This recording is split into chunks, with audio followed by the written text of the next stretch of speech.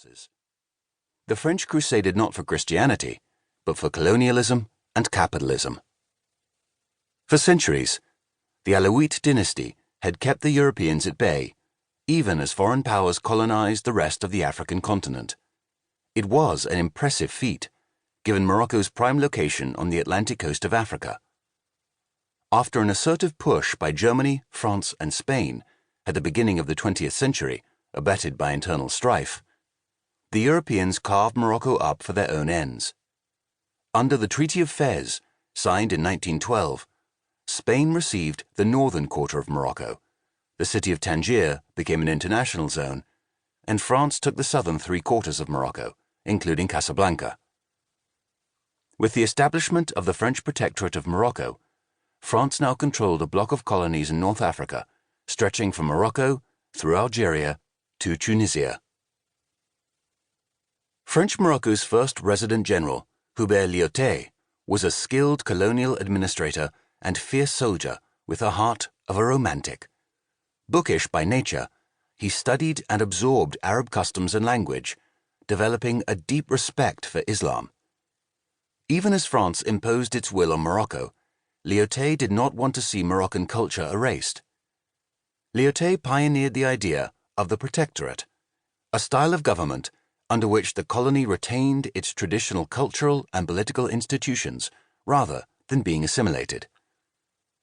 Under the French Protectorate of Morocco, the Sultan continued to rule the country with guidance from France, meaning, of course, that France ran Morocco's economy, directed its finances, oversaw its defense, and represented its interests abroad.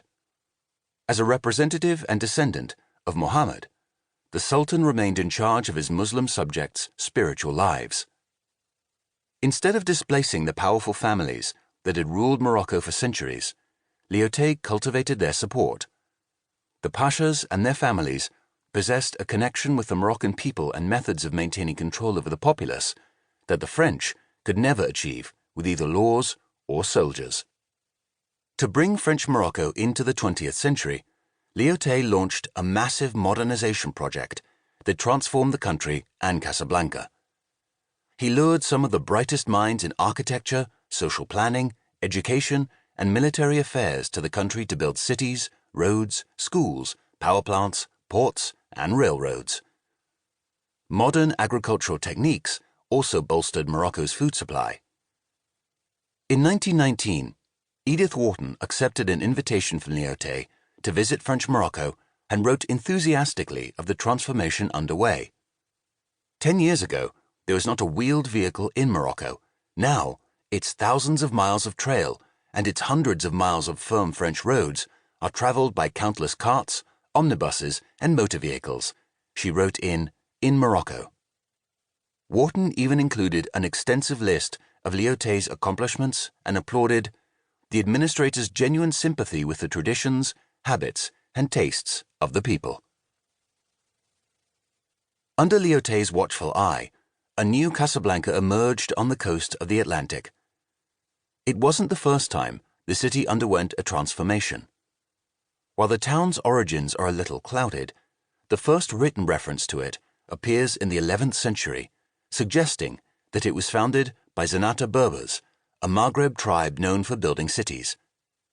The town's location and harbor made it a popular trade port during the Middle Ages and the Renaissance, providing ships exploring the western coast of Africa with a place to shelter.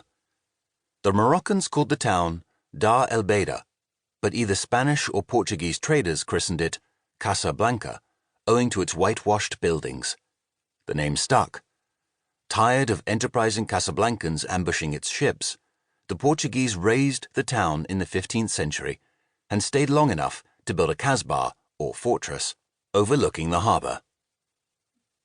In the 1770s, the Moroccan Sultan, Sidi Mohammed bin Abdallah, decided to rehabilitate Casablanca and encourage its use again as a port. Even with steady improvements, travelers remained unimpressed with the town, which had grown to 1,000 inhabitants. Dar Beida is a small seaport of very little importance, wrote William Lempriere, an English surgeon. It possesses, however, a bay which admits vessels of pretty considerable burthen to anchor in it with tolerable safety.